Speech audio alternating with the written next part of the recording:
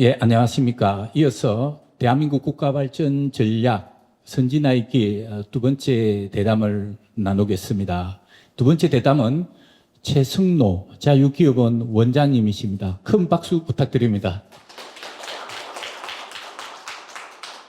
제가 원장님께서는 아주 이 자유기업원을 튼실하게 만드신 장본인입니다. 제가 저희 선진화 포럼에 벌써 일하기 시작한 지 벌써 한 14년 정도 되었는데요. 그때부터 우리 원장님을 알고, 그리고 원장님이 하시는 그 일들을 저희 선진화 포럼에 한 번씩 벤처마킹 하기도 합니다. 그래서 원장님 오늘 우선 바로 질의에 들어가기에 앞서 원장님께 간단하게 좀 여쭙고 싶은 게, 제가 대학교 다닐 때 원장님, 저희 대학 게시판에 이런 게 있었어요. 시장경제학술 논문상. 금액을 봤는데요. 당시에 100만 원, 200만 원, 대상이 200만 원 이렇더라고요. 당시 저는 이제 국립대학을 다녔는데 저희 학비가 한 학기에 50만 원이었습니다. 그 시기에 뭐 200만 원 주는 이건 뭐야? 이래 봤더니 자유경제원, 이제 자유기업원의 전신이었던 곳이더라고요. 그래서 우리 자유기업원이 지금 하고 있는 일을 좀 간략하게 먼저 좀 설명 좀 해주시면 감사하겠습니다. 네, 어느 나라나 헌법에 따라서 그 사회 질서가 만들어지고, 국민들은 그 헌법을 수호하면서 자기의 그 역량을 발휘하잖아요. 그런데 그것만으로도 좀 부족하다는 게 선진화 포럼의 오늘, 이야기인 것 같아요. 예, 예, 국민이, 어느 정도 풍부한 그 지식 또는 사회적 경험 또 거기에 걸맞는, 철학, 예. 이런 것들을 가지고서, 삶을 영위할 때 그게 가능하지 않느냐 이런 맞습니다. 말씀을 해주셨는데, 근데 그런 시민의식이 어디서 나오느냐라는 거예요. 그래서 자유기업원은 그런 교육 사업을 주로 합니다. 그러니까 시민이 가져야 될 기본적인 의식 또는 사회에 참여하는데 어떤 생각으로 어떤 곳에 참여하면 좋을까, 이런 것들을 이제 같이 고민을 해서 학생들이 참여할 수 있는 그러한 것도 제공을 하고, 예를 들어서 학술적으로 글을 쓴다거나 우리 사회의 기본적 덕목이 뭐다라든가 하는 것들을 연구하는 걸 같이 공유하죠. 그리고 이제 뭐 지식인과는 우리 사회의 근간을 이루는 이러한 질서, 법 질서라든가 경제 질서가 고도화되기 위해서는 이런 제도적 마련 또는 이런 제도 사회 환경이 필요하다. 또 기업의 환경을 좋게 하기 위해서는 어떤 것이 필요하다.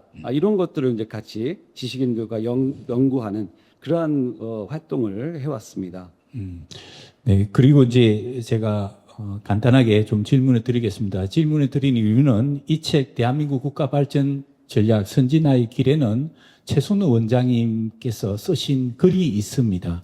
그 글 제목은, 최순우 원장님 제목은 선진 한국의 길, 자유시장 경제에서 답을 찾다라는 아주 명확합니다. 그죠? 자유시장 경제에 대해서 답을 찾아라라는 뜻인데, 원장님 책을 제가 읽어보니까 이런 말이 있더라고요. 한국이 웅크탓 유엔 무역개발회의에서 이제 선진국으로 공식으로 인정될 때 그 원동력이 있었다. 그 동력은 과연 무엇이었습니까? 예. 어느 나라나 이제 산업화 과정을 겪잖아요. 대한민국도 이 산업화 과정을 겪으면서 이 중산층이 늘어나기 시작했습니다. 그러니까 한마디로 소득을 창출하는 프로그램이 이 국내적으로 이제 성립이 된 거죠.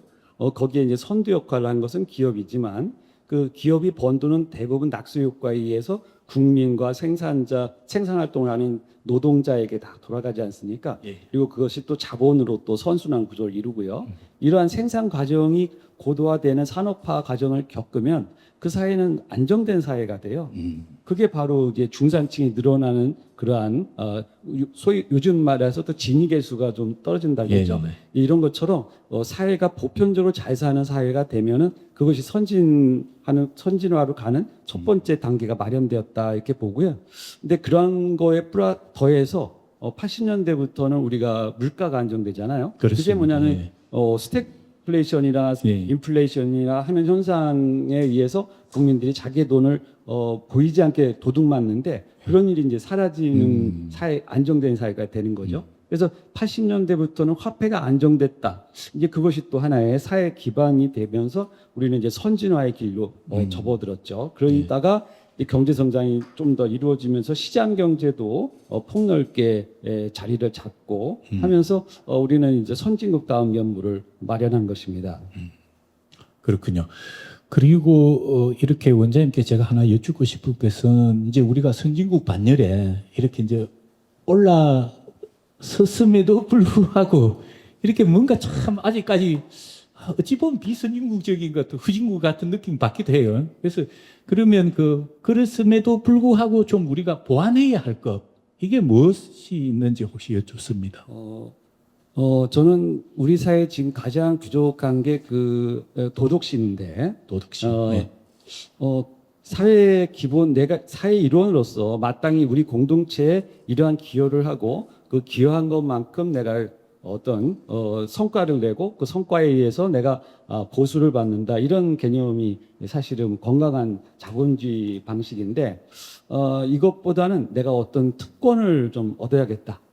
내가 갖고 있는 이러한 위치를 법이나 뭐 규제나 뭘 통해서 확보해서 나는 큰 노력을 기울이지 않고 이걸로 조금 더 그냥 오랫동안 잘 먹고 잘 살 수는 없을까? 지배추구 있는 거네. 지배추구 같은 네. 거죠. 이제 이런 것들이 선진국계스럽지 않게 우리 사회에 아직은 좀 보편적으로 있는 정서라는 생각이 들어요. 그래서 과거에 그 마이클 로박이라는 분이 이 자본주의에는 자본주의 정신이라는 게 있다. 그래서 사회의 각 기본 단위인 생산자나 또는 소비자 할 거 없이 국민 모두가 그러한 자본주의 정신에 의해서 건강성을 유지한다면 그 사회는 상당히 건강성을 유지하면서도 활발성을 유지할 수 있다. 이런 이제 이야기를 했단 말이죠. 이제 그것이 가장 기본적인 이 우리 사회의 기본 질서가 이 하나로 내릴 수 있어야 되는 거죠. 그리고 우리가 흔히 생각하는 이 뭐 시장 경제다, 자본주의다 이러면 아주 좀 차가운, 냉철한 뭐 이런 걸 느끼면 봤는데 좀 아니다. 진정한 거는 우리가 이제 도덕적인 거, 정신적인 거, 이런 거에서 이제 답을 찾는 그런 부분이. 그러니까 그거는 자본주의 사회에서만 가능합니다. 그러니까 예를 들어 자본주의를 부정하고 다른 예를 들어 사회주의나 공산주의를 지향하게 되면 그러한 건강성을 오히려 더 상실하게 돼요. 그래서 그렇군요. 이 자본주의 사회에서만이 그런 자본주의 정신, 도덕심이라든가 또 남을 보살펴야겠다고 하는 이타심, 이런 것들이 활발하게 작동할 수 있고요. 또 남을 위하는 과정에서 기업들이 성공했을 때 큰 수익을 내지 않습니까? 그렇죠. 이런 것들이 바로 이 자본주의 사회가 갖고 있는 풍부함이죠. 그리고 제가 이렇게 또 원장님 의견에 거의 동의하는 이유가 제가 국립 모스크바 대학을 졸업했습니다. 그 러시아어로 고스플란이라고 하는 그 뭐냐면요. 가수다르스벤의 플란이라 해서 국가 계획입니다. 빵 가격도 정하고 모든 물품도 정하고 그러다 보니까 이렇게 이제 가격이 결정이 되어가 나오는 거죠. 시장에서 결정이 안 되고 국가가 결정을 하는 거죠. 그러다 보니까 또 그 과정 속에서 오히려 물건들이 시장에 나오지 않고 숨어버리더라고. 그 이유가 시장 가격은 빵이 실질적으로 500원이어야 하는데 국가는 100원으로 정해둔단 말이죠. 그러면 물건을 파는 사람이 시장에 나가지가 않겠죠. 숨겨가지고 뒤로 팔고 있는 거예요. 그리고 이제 이게 공산당 당원들은 어떤 현상이 일어나냐면은 정말 비도덕적입니다. 자기들끼리 아는 사람들끼리 좋은 집 나눠가지고 보드카 좋은 거는 별도로 뺀다든지 이런 식의 어떤 완전히 지대 추구의 나라가 실질적으로 사회주의 국가였다는 거. 그리고 이제 그런 거를 이제 하나씩 제거해 나가는 거. 그게 이제 자본주의가 우리가 좀 잘 알아야 될, 정말 그래서 따뜻한 그런 게 있네요. 권력자들은 가격을 통제해서 내가 선량하게 국민들한테 싸게 뭘 해주겠다라고 인심을 쓰고 싶지만 이제 그러는 순간부터 그 부분이 이제 일이 꼬이기 시작하고 뭔가 물건은 사라지고 국민들은 구하기 어려워지고 그 분야는 빈곤해지고 생산자들은 사라지고 이게 악순환의 구조를 만들게 되죠. 그렇네요. 그러니까 국가가 어떤 뭐 보이지 않게 배정받은 회사, 그걸 물건을 팔거나 하는 회사는 뭐 카드 회사라든지 이런 것부터는 이윤을 이제 뒤로 챙기는 거고 막상 국가는 선한 행동을 하는데 알고 봤더니 이렇게 그 국민들은 오히려 더 가난해지고 그렇죠. 피폐해졌어. 예. 예. 그리고 우리 이렇게 원장님께서 그 진정한 선진화를 달성하기 위해서 경제 정책의 중심을 이게 어디로 이렇게 놓아야 되는지 한번 여쭙습니다. 예. 이제 우리도 선진화된 사회에 어느 정도 이제 들어왔어요. 그런데 우리보다 그러면 앞선 사회는 어딜까? 그런 걸 이제 고민해야 하지 않겠습니까? 근데 전 세계사의 흐름을 보면 그 선진국의 주도를 했던 유럽, 예. 그다음에 이제 뒤늦게 성장을 한 일본이나 독일 같은 후발 국가들, 그다음에 미국이라고 하는 거대한 시장을 만든 미국, 이렇게 다양한 그 분야가 나라들이 그 방식대로 발전을 했어요. 근데 지금 와서 자세히 보시면은 전 세계 그 벤처 기업, 예. 새로운 이머징 마켓을 만들어내는 시장은 다 미국에서 나오지 않습니까? 그렇더라고요. 예. 그러면 우리 같이 활발한 나라, 그러니까 우리는 사실 다이나믹 코리잖아요. 예, 코리아잖아요. 예. 이런 사회에서 새로운 거를 못 만들어내면 오히려 이상한 거죠. 아, 그렇죠. 그렇다면은 우리의 뭔가 시스템이 발목을 잡고 있는 게 분명하다. 그렇다면 미국처럼 뭔가 활발한 걸 할 수 있는 나라가 예. 왜 못하고 있을까? 아, 그렇다면 우리보다 앞선 나라들 중에서 제도를 발전시킨 나라 중에 유럽 방식의 그러한 성문법적이면서 예. 대륙계 국가적 방식과 이 불문법적이면서 개방의 해양 문명을 가지고 있는 이러한 미국 영미계 예, 예. 방식을 고려한다면은 그러한 사회 시스템이 이 영미계 방식이 보다 이 자본과 기업과 근로자에게 예. 뭔가 인센티브 구조를 만들어주고 거기서 큰 이머징 마켓을 만들면서 근로자들도 큰 부자가 되는 그런 사회로 발전하고 있지 않습니까? 예, 예. 그렇다면 우리도 이제는 그러한 법, 제도, 문화를 예. 그러한 영문법적 세계관에 따라서 좀 발전시켜야 할 분야가 분명히 있다. 이런 생각을 하게 됩니다. 그래서 선진국으로서 이미 어느 정도 나왔기 때문에 선진국에서 더 나은 방식으로 우리가 우리 제도를 개선한다면 조금 더 개방된 열린 문화 또는 열린 시스템 이런 방식으로 가야 되지 않을까 싶습니다. 예. 그리고 원장님께 이제 또 하나 질문 드리고 싶은 게 우리 한국이 지금 이제 선진국이다 이렇게 어느 정도 국민들이 좀 동의도 하고 이러는데 이게 선진국이라는 게 어느 순간 잘못하면 후진국이 또 될 수 있지 않습니까? 그 영원한 건 없지 않습니까? 국가라는 것이. 그러면 이 선진국으로 이제 이미 도약했고 그걸 끊임없이 지속 가능한 국가가 되어야 되지 않습니까?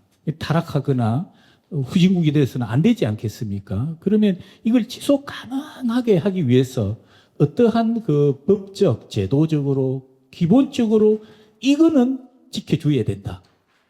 그런 어떤 그 있으면 말씀해 주십시오. 우리가 선진국된 나라들 중에서 이렇게 후퇴한 나라들이 두 가지 유형이 있는데요. 예. 이제 첫 번째 유형은 이제 남유형이죠. 이제 스스로 폐쇄적으로 국가를 운영하면서 그 경직적으로 시스템을 만들어버린 방식이에요. 그러다 보니까 이제 자본주의의 그러한 장점이 사라지고 사회는 그 침체되는 그러한 스타일의 남미형 국가가 있고 또 하나는 선진국 중에서 이 시스템은 어느 정도 자유무역도 하고 그러는데 사회적으로 좀 닫힌 사회가 있어요. 그러니까 새로운 사람들을 받아들이지 못하는 새로운 자본을 받아들이지 못하는 사회가 있습니다. 이제 그런 사회는 제로 성장에 빠지거나 장기 침체에 빠지는 경향이 있습니다. 그래서 우리나라는 그런 면에서 보면은 이민이나 또는 영주권 제도 이런 방식을 좀 개선을 해서 해외에 유능한 인력이 들어올 수 있도록 개방 정책을 쓰면서도 또 한편으로는 이 자본이 우리나라에 많이 들어오면 들어올수록 그만큼 생산성 기업 그다음에 그 소득 증대 효과가 있지 않습니까? 그런 면에서 자본에게 조금 더 우호적인 국가로 이제 발전하게 되면 그 두 가지 측면을 다 예방할 수 있는 효과가 있는 것이죠. 원장님께서 이렇게 또 말씀해 주신 걸 제가 얼핏 생각해 보니까 옛날에 그 18세기의 표트르 대제, 러시아의 표트르 대제가 제일 국가 발전을 위해서 자기 이제 계획을 딱 하려고 해서 제일 먼저 한 게 외국의 전문가를 그러니까 당시 영국이라든지 프랑스, 네덜란드 그리고 스웨덴의 전문가들을 제일 먼저 데리고 와가지고 그 전문가들을 편안하게 이 나라에 살면서 모든 재능을 러시아라는 국가에 쏟아부음으로써 그 재능이 결국은 그 국가가 강대국이 되는 하나의 그런 걸 제가 봤거든요. 이것도 원장님께서 말씀하신데 이게 외국인 전문가들, 흔히 우리는 이제 우리나라에 지금 한 200만 명 되는 외국인 전문가라기보다는 노동자들이 대부분이죠. 예, 근로자들이지 않습니까? 그래서 이는 전문가들이 이제 많이 들어와서, 그렇죠. 우리 저희도 비영리 재단인데, 비영리 재단에 미국의 전문가들이 있지 말고 한국으로 와서 같이 이렇게 또 해보고, 이러면 우리도 많이 배울 수 있고, 결국은 이게 서로 경쟁도 하고 아주 좋은 것 같습니다. 그리고, 원장님 또 말씀에 자본이 자연스럽게 이렇게 들어와야 되는 거. 결국은 돈이 우리나라에 많이 묵혀 있을수록 그 돈을 여기서 푸는 거 아닙니까? 그죠? 예, 원장님 말씀 감사드리고요. 끝으로 원장님께서 이제, 우리, 기업가 정신에 대해서 하나 여쭙고 싶은 게, 우리가 후진국이었을 때 이렇게 이제 산업화시키고, 그리고 또 하나의 선진국으로 이렇게 했을 때의 기업가 정신이 있을 거고, 지금의 완전 오늘날 같은, 그리고 이제 세계 최강국으로 이제 가는 그 단계에서 또 기업가 정신이 있을 거고, 물론 기업가 정신이라는 큰 틀은 아마 같을 텐데, 그러면 오늘날의 어떤 기업가 정신은 좀 어떤 거로 이렇게 우리가 좀 의미를 부여해야 되는지 한번 여쭙습니다. 예. 과거의 기업가 정신이나 지금하고 공통점은 이제 예. 발견해낸다, 파인드 아웃한다. 그러니까 새로운 사업 기회를 발견해내고 찾아내고 예. 그것을 사업화하는 데 있지 않습니까? 그렇죠. 예. 그런데 이제 과거와 지금의 차이는 뭐냐면, 과거에는 그 정보가 제한돼 있고 자본이 제한이 돼 있었어요. 예. 그래서 자본 제약과 정보의 제약을 어떻게 극복하느냐가 상당히 기업가들에게 중요한 걸림돌이었고 장벽이었다, 이렇게 네. 볼 수가 있는데, 이제 지금 사회는 이제 자본이 꽤 풍부해졌죠. 그렇죠. 예, 예. 자본을 제공하겠다는 사람도 많아요.